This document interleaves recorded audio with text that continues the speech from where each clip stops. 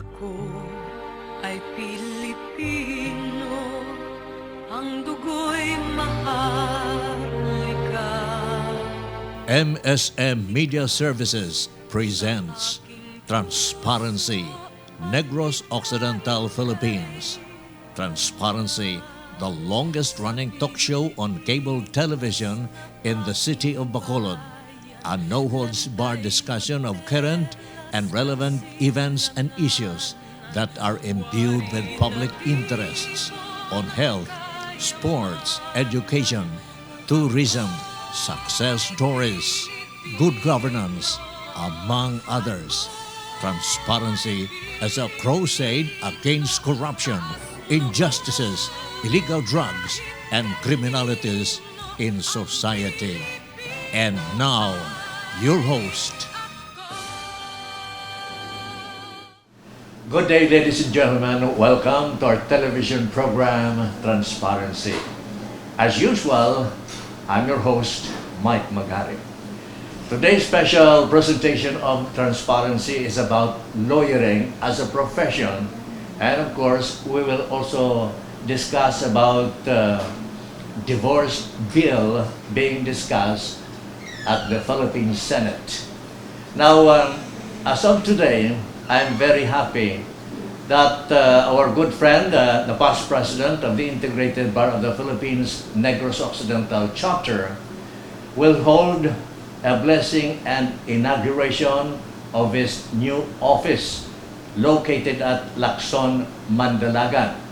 Now, previously, it was located at Ilado Tindalo Shopping Center, Bacolod. Now it is at Lacson, Mandalagan. Since our topic is about lawyering, of course, to be properly introduced, the past president of IBP and a well-known practicing lawyer in the province of Negros Occidental.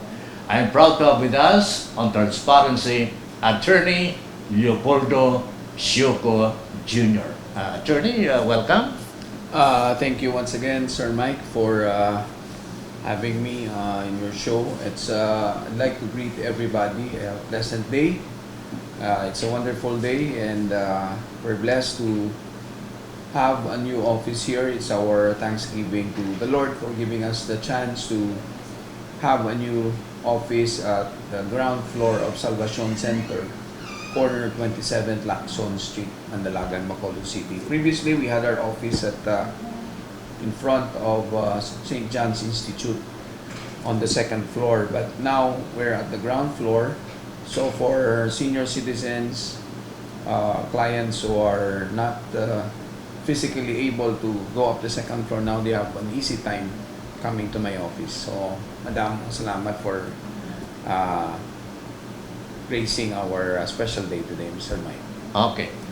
Now, since lawyering is our main topic of discussion, and of course divorce, tell us, attorney, before we'll ask you about lawyering, who are your associates here at your new law office? Of course, we have two young lawyers who joined our law office. One is Attorney Mark John H. Simundo, who graduated from the University of St. LaSalle, Bacolod City sometime in 2017. And he was fortunate enough to top that year's bar examination. And another young lawyer that joined us is Attorney Ciro P. De La Cruz. Also from LaSalle. They're both registered nurses. Registered nurses, turned lawyers. Turned lawyers, so did not have any plans of going abroad, so they decided to enroll in the College of Law of University of St. LaSalle. So both passed the Philippine bar on the same year. On the same year. Attorney De La Cruz just recently passed the 2018 bar examinations. And of course, my partner here is my wife, Yvonne Gulmatico Cioco, was a former Assistant City Prosecutor of Bacolod City. So, apat kami diritanan sa opisina namin. Okay. Now, being the past president of IBP, kag you're a practicing lawyer by profession, tell us ang mga recent updates or developments regarding speedy justice being implemented by the Supreme Court and of course followed religiously by lawyers. Tell us some updates in Attorney. We have this new continuous trial law which was implemented by the Supreme Court, and all courts now are practicing this. Not only here in Bacolod, but this is done nationwide, where lawyers are enjoined to observe, and there are new rules which prohibit now the filing of some pleadings which were formerly allowed, but now they are being considered as prohibited pleadings to expedite the proceedings. And of course, lawyers are required to follow, otherwise sanctions could be imposed. Can you mention some of those new regulations? Now you cannot just easily file a motion, especially in criminal cases. Formerly, we can file motion for re-investigation. Motion in civil cases, you can file motion for bill of particulars. Nowadays, that's no longer allowed. So when once a case is filed, for example, in criminal cases, the case is set for arraignment within 10 days from the filing of the information in court, and during arraignment, immediately after the arraignment, pre-trial is required. So on one scheduled day, there will be arraignment and pre-trial thereafter. You cannot set it for another day. Although formerly, another day is set for arraignment and probably pre-trial a month or two after that. Now you cannot do that. So, speedy justice system nowadays is being implemented by the Supreme Court. Yes, yes. And religiously followed by lawyers. No?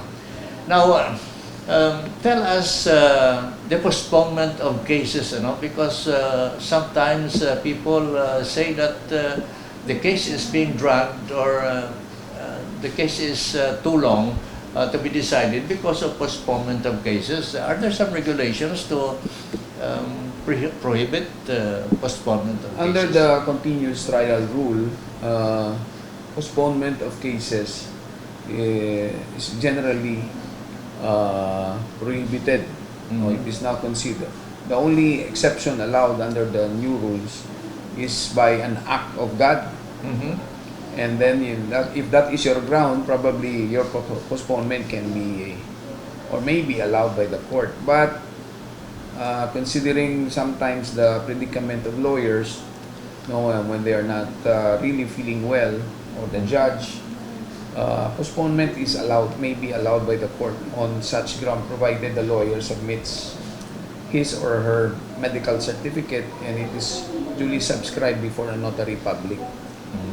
But although under the rules, that may not be easily allowed, but lawyers here in Negros being friends, so we try to be accommodating on request by some other opposing counsels. So we do not oppose that as long as the postponement is really, the ground for postponement is really valid. Nung wala nagapalusot ng malaho. So, sa Subong ay kung kapalusot mo. So sa Subong Sine, medyo makapaabot ng aton nga mga pumuluyo nga magadasig-dasig na mga pagdesider sang kaso sang aton mga judges, considering abis ang bag-o nga mga pagsulundan. Now, ining continuing education sa mga lawyers, kaya required gid ini sa Supreme Court, kung talagsa ka lang katambong niya, bati ko daw, hindi ka nakapanabang, anong latest ini? Well, muna lawyers are mandated by the Supreme Court to undergo continuing legal education. So, we are required every 2 years to undergo this 36-hour lecture seminar for lawyers if you want to continue with your private practice of law. Otherwise, you will not be given the certificate, and then we are required to place that in every pleading that we submit to the court and indicate the date when we had that seminar taken. If we do not put that in our pleadings, the court will not accept your pleadings in court, and it will be considered as a mere scrap of paper. Now, lawyering as a profession, tell us how viable nowadays is the lawyering profession. Kay damo ka mo sa mga assignments, damo sa mga paperworks. So tell us, Abi, ang panukot sa mga lawyers subong kung ano ang inyong profession subong na okay man? Well, in the first place, lawyering is not a business. No? It's a calling, and money is not really the consideration in handling or accepting a case. But we have adopted the uniform legal fees exacted on clients. So, but we do it usually on a case-to-case basis. So when we charge a client, it depends on the degree of difficulty of the case being presented to us. And of course, gayo man na sila. Pero IBP standards. Yes, minimum lang yapon nga standards enough for us to sustain our monthly expenses, especially if you're running an office of your own. You have to pay your rent, you have to pay your office staff, your electricity and the power bills and everything, including the internet. So nowadays, with the proliferation of young lawyers coming into the profession, the competition is getting tighter. Yes. That's why a lot of young lawyers nowadays are joining the public service because young lawyers are getting a good pay in the government. Sulod ka sa gobyerno, sumong dako na, unlike before nga gamay lang sweldo.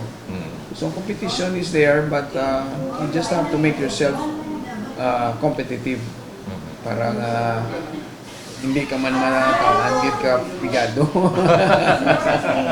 Paul, sa subong sini, ang ginadeliberate sa Senado, may very controversial na divorce bill, no? Dito sa Pilipinas, being a Catholic country, do you think mapasat ini sa Senado? Sa imo lang, being a lawyer who is also well-known as an annulment lawyer? Hindi man kita. Actually, ang amon kaso does not really focus lang or cater to mga annulment ka mga cases. We have also a lot of criminal cases here. But galing kay my background coming from a family court. No, before I joined the private practice, I was formerly a clerk of court in one of the family courts here. So pagkagwa ko, naman ang ilang perception nga ti maayo ni siya sa annulment, kaya lang sa annulment court. No, pero subong with the plans to amend the constitution and introduce this divorce law. It depends on the majority of the lawmakers that we have there in the lower house and in the Senate. No, they're the ones handling the ball. But with the Catholic Church backing the non-approval of this bill, probably I think the Congress would have a hard time having this bill passed into law. Although nowadays, I think we're the only country now in the world together with Timor-Leste. No, kita na lang wala divorce law. Why? Okay, problems ang divorce law sometimes di mo na yung busaran ng isang tao, no? And treatment of the contract of marriage would be different. No, if the divorce law is allowed, marriage contract would only be considered as an ordinary contract, no, which may be dissolved or declared void by mere agreement of the parties. Pero do you think this will be passed? Sa feeling ko mabulubod-day. Taklaro na ba? Taklaro ni. Pero lang taon ta. Ang society also evolves mo. Nagkapag-uman. Now, kay kasako sa imo, Thanksgiving subong sa imong law office, ang aton abithot sa sining DCTA ng parte sa good conduct GCTA. The intention of the law is would have been noble man tani. Galing the people probably handling or who are tasked to impose this law, mo nag-isa susceptible to pressure, mga human factor, aram. Human as we are, why takabalo kung ano ang consideration sometimes na may mga favoritism. So tani, as it is, kung i-impose lang ang law, the intent of the law, tani mayo. Good conduct. Good conduct. It will be a reward for those deserving mga convicts to have a new lease on life. Galing-lain kitiban may ara nga na politika da. Di umid as tang Mayo. Sa Mayo nagkalaumid. Di mo na masubo. Mga kabyanan, dali lang gid, no? We will take a quick break. Karon dugay-dugay, mga interview kita sa mga bisita ni Attorney Leopoldo Cioco Jr. Of course, sining Thanksgiving proper, ipalayag naton dugay-dugay, no? Dali lang gid after the break. Ako ay Pilipino.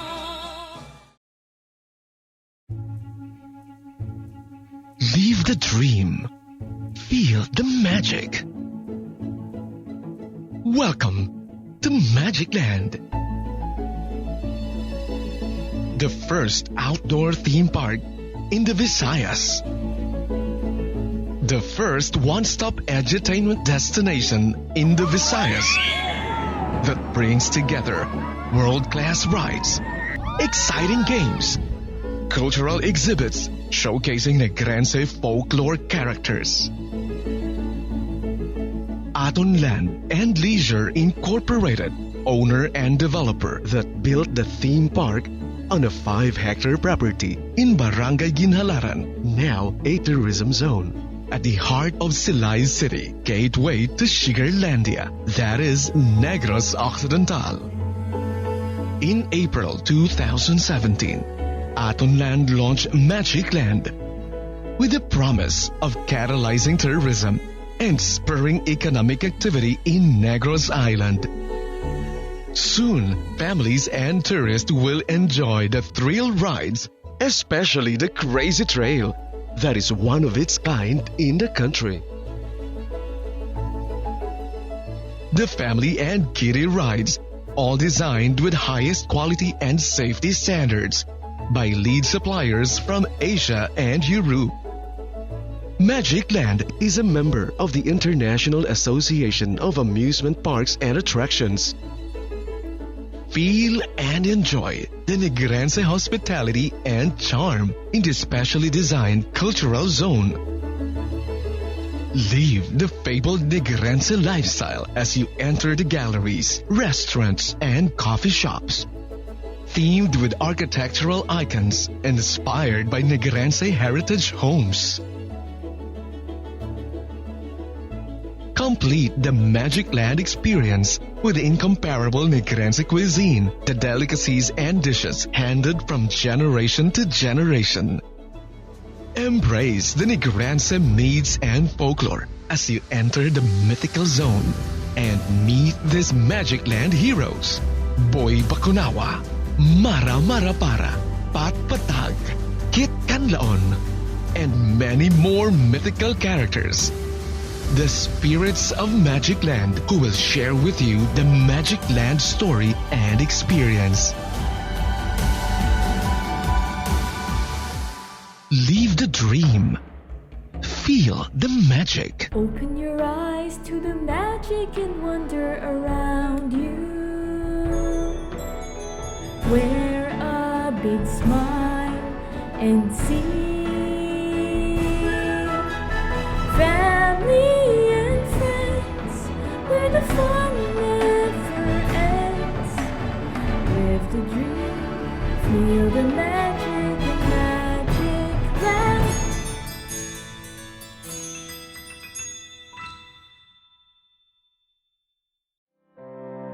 Casino Filipino, your partner in building our nation, is inviting everyone to come and join the following upcoming events at Casino Filipino Bacolod El Fisher Hotel.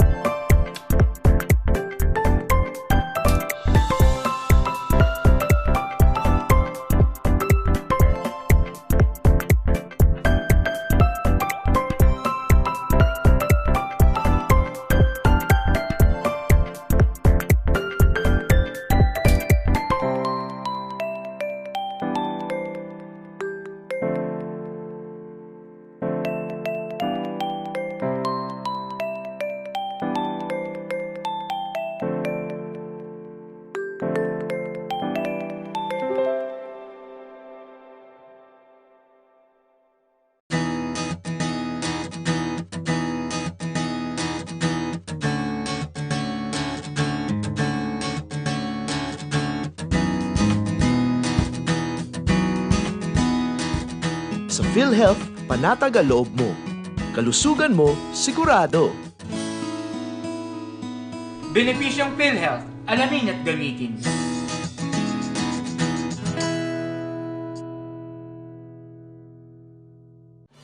Ang buhay Pilipino.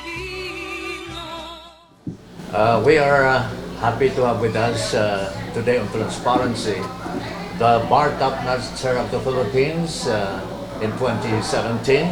Of course, he's none other than Attorney Mark John H. Simondo. No? Hindi siya nag-join sa law office ni Attorney Leopoldo Cioco Jr. And prior to that, I understand he also worked in the government. No? Mark, congratulations for having been Thank you. the bar top notcher of the Philippine Bar in 2017.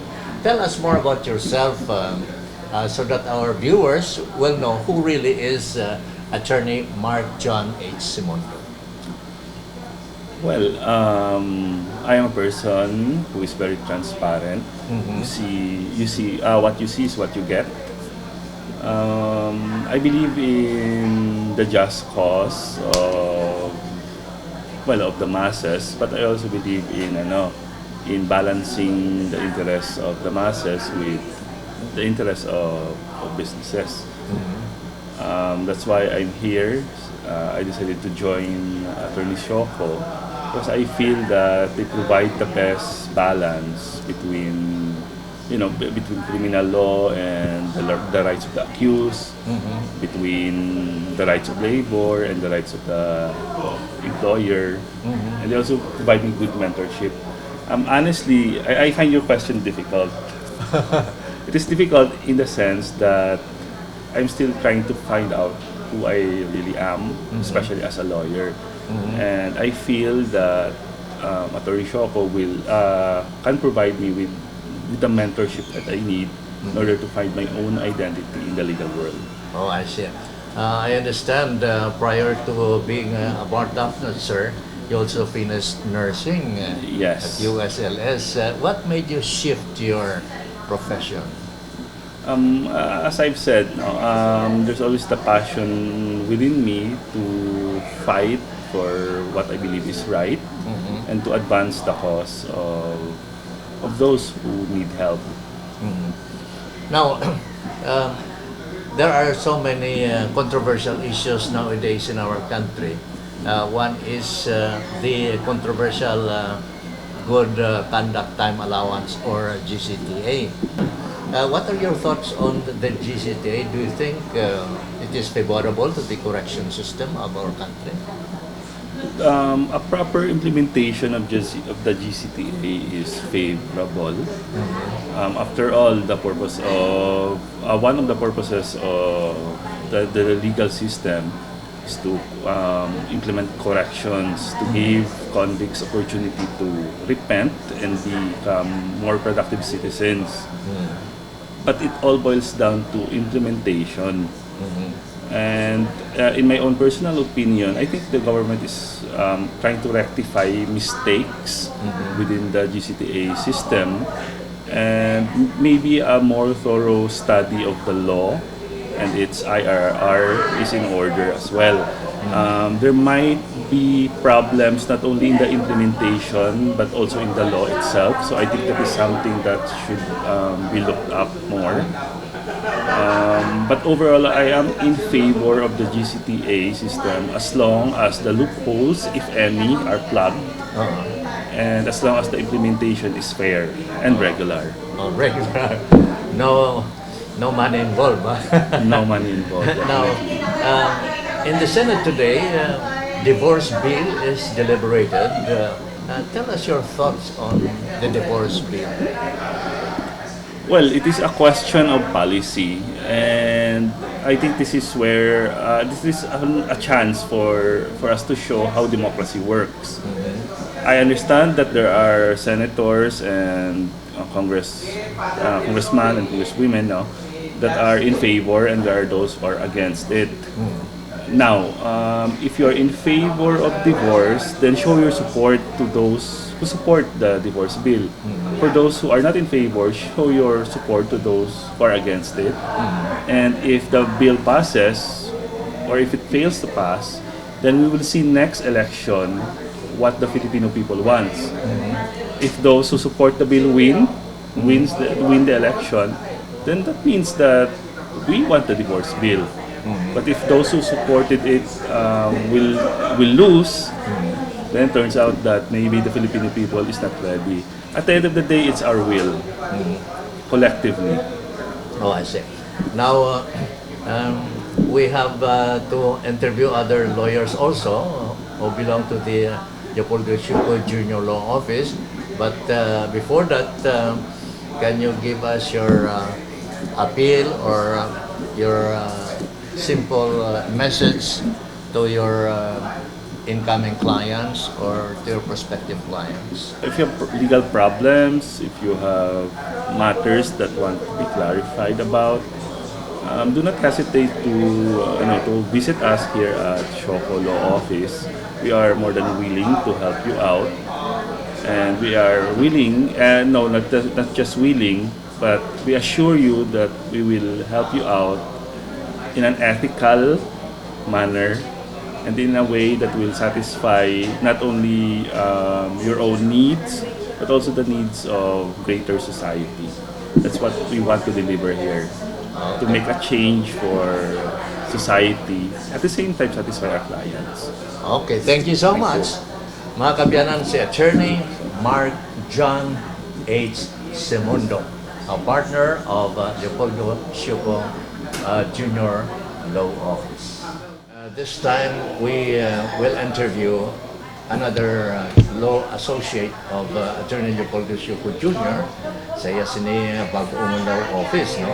We have with us Attorney Ciro de la Cruz, a graduate of the University of St. LaSalle College of Law and passed the Philippine Bar last year. No? Attorney, welcome to Transparency. No? Good morning, sir. Okay. Tell us briefly about yourself. You're being a new lawyer in the province of Negros Occidental. Why choose the Cioco Law Office? Right, so personally, no, I originally were from Candoni, but right now we're already residing diri sa Bacolod. And one of the dilemmas or problems with some new lawyers is kung diin sila ma-start sa practice, private or public. However, amo na ako nga after passing the bar, after the results were released, medyo damo pa options nga pero I was gin-message ko ni Attorney Segundo asking if I'm interested to join sang law firm ni Attorney Cioco sa dito po to sa Piak sa may Tindalo ayon area. And upon medyo mangkot man ta, and the feedback was good. So I signified my interest nga ma-join sa ila law firm ni Attorney Cioco. Ano ang imong motto as a new lawyer? Ang motto ta siguro is always lang gid do what is right and do it for justice gid.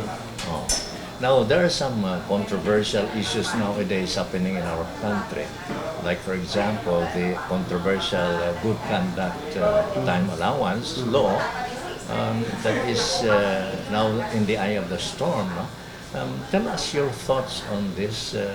Are you in favor sa sining GCT law? Kahit ang mga heinous crimes yung kaysa daw medyo tagaan tsansa ang mga convicts sa heinous crimes, no? Depende kung kaisa sa mga opisyalis ng Bureau of Corrections kung kisa malakip ini mga nakakommit or sentensyahan na sa heinous crimes. Your thoughts on that? Actually, sir, regarding with the GCTA law, as they commonly call that, the purpose of the law is, I believe it's very noble, no? Because the Philippine justice system, it's more of I believe it's rehabilitative. The approach is rehabilitative. wherein ang mga persons deprived of liberty were being imprisoned for the purpose of them to be rehabilitated and after serving their sentence, for them to be able to again to join the society and become useful citizens ng ating country. Pero ang naano ko lang ang point ko is there's problem with the implementation of the law. So I think it's better to address it to the Congress and as well as to the Executive Department, since ang Congressman ang legislative department natin ang gobras ng laws, and the Executive Department makes the IRR or the implementing rules and regulations. They should I think the key here is communication and understanding between the legislative and the executive, so that the law which was intended by the Congress to be applicable sa atong will be faithfully executed sa atong executive department, which promulgates ang IRR sa mga laws. Okay. Very clear, no? Ang isa pa isang controversial issue, no, pati sa divorce bill being deliberated at the Philippine Senate, no, by Senator Riza Ontiveros, the principal author. Tell us your thoughts on the divorce law here in the country. Being a Christian country, mabulubudlayan siguro, pero I don't know, sa mga senators, pero anong imo ya pananawan sining divorce bill?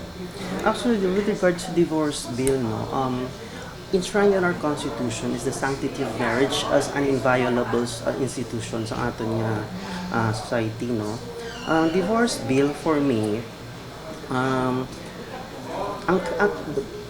crafting ang pag-craft sang nga law should be address ma-address na gid ang need if there is any. Ang problem lang is ang siguro right now for me hindi pa siya ripe for the Philippines to accept divorce.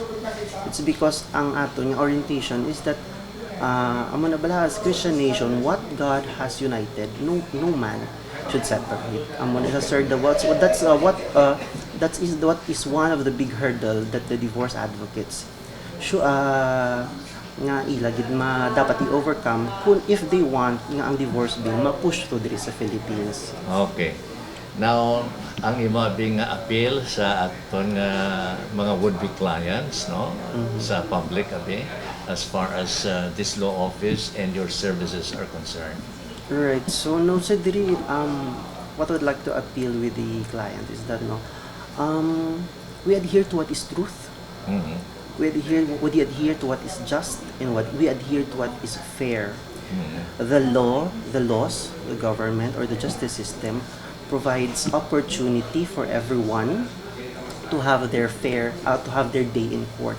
So ma-adhere lang to that, what is fair, what is just, and what is the truth, and everybody will be good, I think. Okay, thank you so much. Thank you very much, sir. Attorney Ciro P. De La Cruz, Associate of Leopoldo Law Office. Ako ay Pilipino. To all health-conscious individuals, here comes the new holistic ginger lemongrass food seasoning.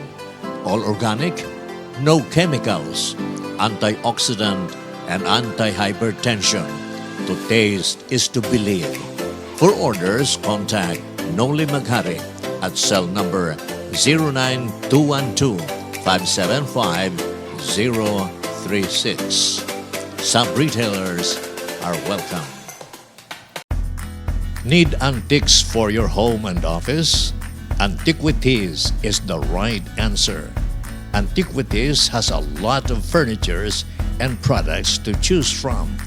Display Center is at Circumferential Road, back of Espinos Village, Bacolod City. Owned and managed by Germano Corporation. For more information, please contact Annalisa C.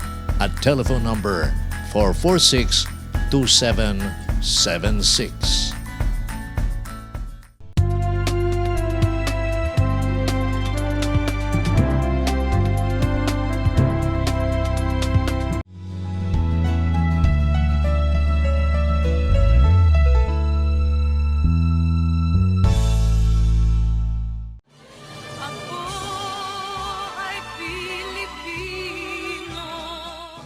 we have with us the Honorable Judge Philadelphia Agraviador of RTC Branch 43, who is with us attending the Thanksgiving of the Leopoldo Cioco Jr. Law Office. Judge, any comment or statement regarding this occasion? I would like to congratulate Attorney Leopoldo Cioco and Yvonne Cioco for the opening of their law office here in Real Suites. We were office mates. They were my clerks of court when I was still the presiding judge of Branch 43, Regional Trial Court of Bacolod City, of which I have retired only last May 31, 2019. I know this law office will prosper not only because they are capable, competent, and intelligent, but because they are always guided by God. And they are persons of integrity.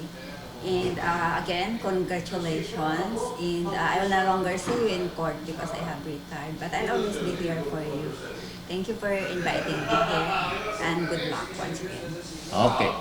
Former judge, having retired from District 43, and of course we thank her for giving her comment in connection with this celebration.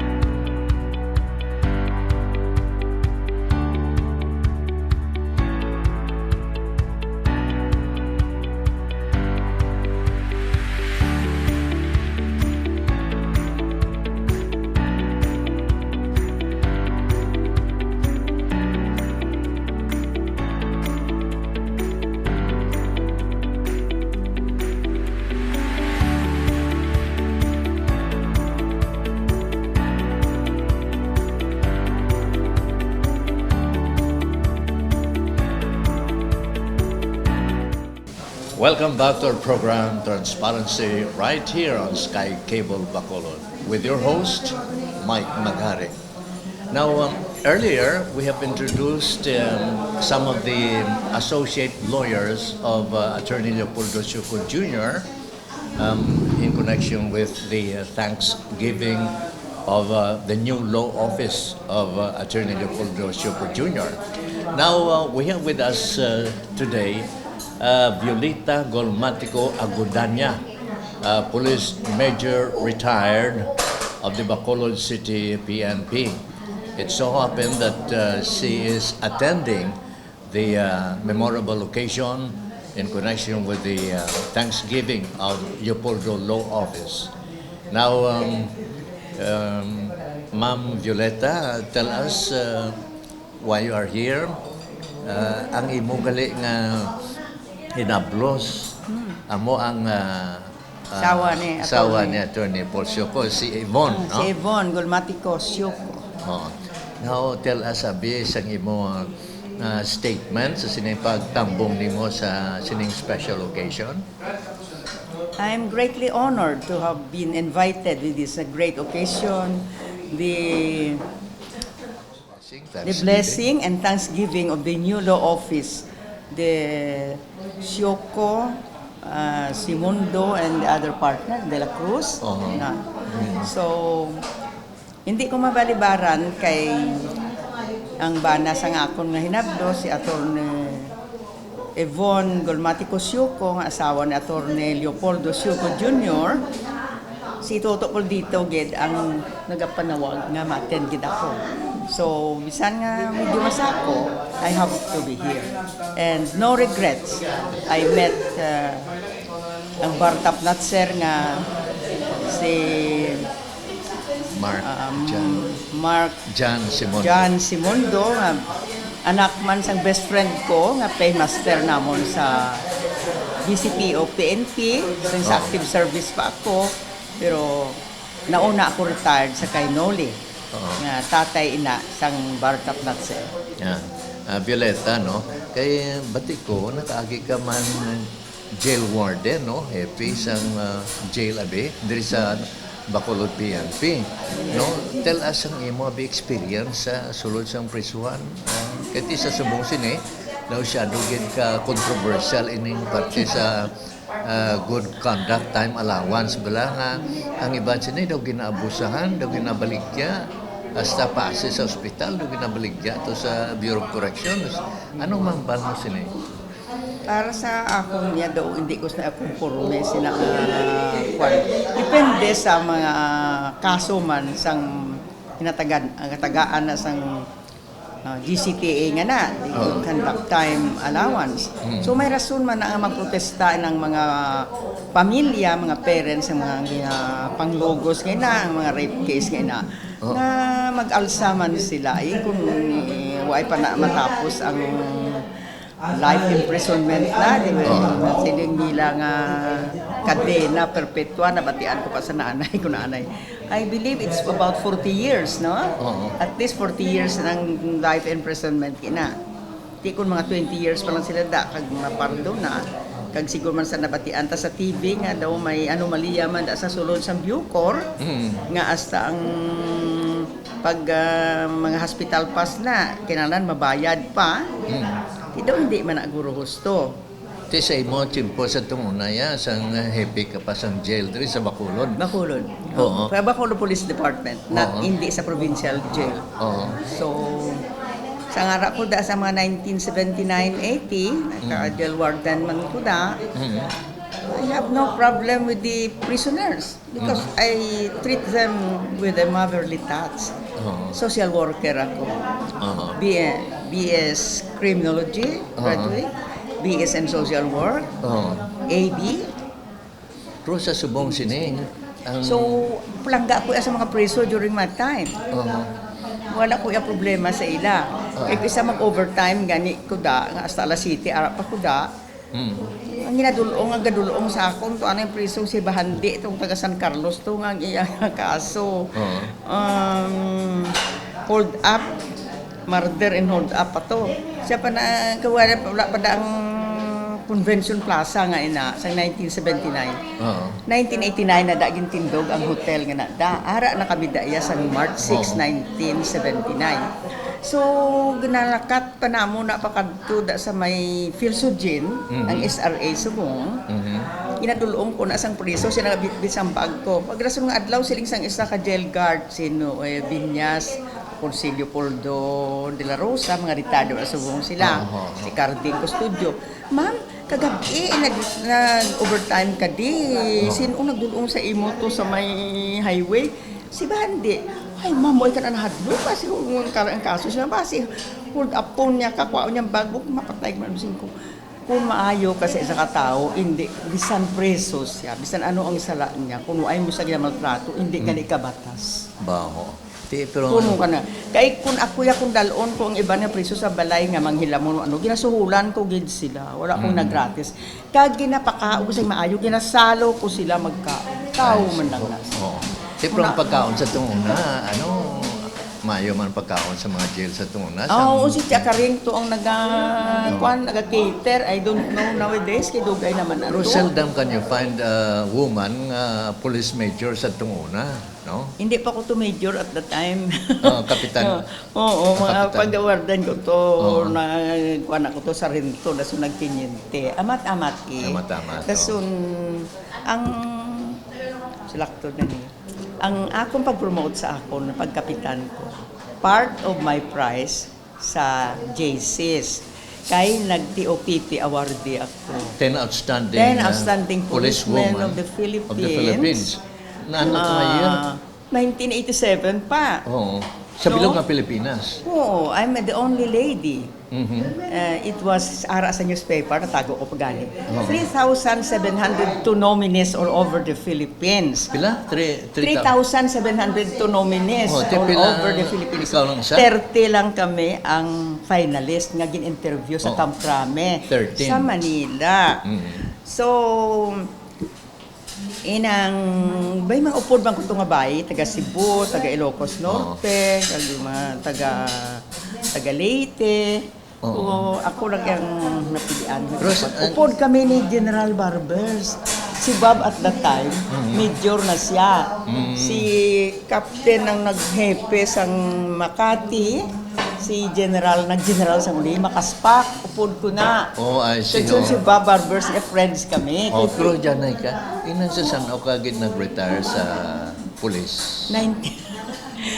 1993 pa. 1993. January. But I work in the police department September 26, 1962 pa. 62. Civilian employee for 2 years and 2 months. Kay ara pang switchboard. Telephone operator, ako tatlo kami. Telephone operator, ako we man the switchboard. So you started from the lowest rank, gali? Pagkadto ka, nag-kapitan ka sa uli. Pero dyan na ka, inang... Upod ko si Wilma Enriquez, sister-in-law ni General Enriquez, at si Auring Balinas, ang banaya hinablo sa pakaisa ni General Losada. Pag-abot ni Maninoy ko na sa kasal si General Losada, kapitan pa lang siya, pag-hepe. That was in June 1964. Balay non-commissioned officer ka pa at that time? Ha? Non-commissioned officer ka pa at that time? Kasi bigyan employee ang status primero. Nagpulis ko December 1st, 1964. Nagbulos ko kay Daniel Olorga nga nagsaylo sa Bureau of Customs.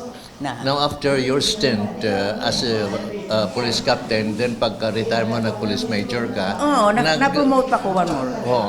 One rank higher, no? Now, bilang premyo ko na iya, I received a certain cash from the JCS. Wow, timayo, no? Rudason may ang instant promotion sa kapitan dayon, part na sang premyo ko. So nagbisita kami sa opisina ni General Alfredo Lim during that time, siyang chief sang Western Police District. Tagaan pagid kami ni General Lim. So 10 outstanding gali police tagaan ang bata ko kay dala ko ng nurse nga nasubong ara sa New York. He was only 14 years old during that time. Ginisyuhan pagid ni General Lim 5,000 nga cheque ang bata ko. Mayo gali, impressive ang imo performance as a police woman. I spent I spent the best years of my life in the police service. No regrets. I love my job. I enjoyed it. Abi mo, sa nag-abot ng order ko, nga 56 ma-retire na kami. Iya mo, forcefully retired na. Why ko na nyapon, nagibi ko. Kaya hindi pa ko ready mag-retire. I enjoyed my job. Pero pag-retire ko, nag-chief na ko sa CRID. Kada promote line assignment mo, Central Records and Identification Division, CRID. So ang tatlo ka front door guards under me. Ang tatlo ka desk officer under me. Isa mo na. Pero ang akong sir expertise, Juvenile Control Division. Didira ko yan nag-award. Kaya I spent mga more than 10 years ang sadaan pa sa Smith pa kami. Asa nagsailo kami to sa kanto. Ang boss ko, retired na police colonel, Quirico Grandesa. Na. Si Judge Ibanez to, nanotosling mo? Ay, uupod kami. Ni Judge? Judge Ibanez nga ga-eskwela sa UNOR. Kay gakuha siya, maabogado mo. Malaman na siya, valedictorian sa elementary. Elementary ka high school, valedictorian na si Sir Gunyong niya. So, upod kami nga nagapayutong nga palangga kami sang amon boss. Alas 4 lang pwede na kami kagwa. Kabalo man si Si Major, Pero- nagkernedosada na sa ulihi. Oo, Biol. So, 4:30 to 8:30, maka 4 hours na kami as a UNOR. Asya. Te naka-eskwela ka mo. Oo. Tigaling ka nga itong chimpo daw. Apikin na kita. Okay. So, sa aton ng mga viewers, kapasalamat kita sa kay Violeta Golmatico Agodanya, no? Sa iya sining short message sa aton program, Transparency. Oo, may nice. So, ang aton na parting message, ma'am? Ang maiden name ko, Golmatico. I was formerly Miss Violeta Golmatico. Ang tatay ni Atty. Yvonne Golmatico Cioco, pakaisa ko. So, auntie niya ako. So, I was married, kay Byuda na ko subong. I was married to Fidel Manlapao Agodanya, formerly high school teacher, English teacher for 8 years sa Bacolod City High School. Nga saga sa way na kami, nagtudlo sa Nigeria for 5 years. Way na mag-renew sa kontrata. Nag-move sa New York in 1986 na nag-obra sa federal government. 22 years of his life. So nabiyuda na ko mga almost 7 years ago, which until now daw ay pa ko completely move on. Because palangga ko sa bana. I'm a spoiled wife. So, thank you so much, ma'am. No? Thank you for the time. Thank you no? also for the time. Okay. Thank you for meeting you, Mike Maghari. Yes, okay.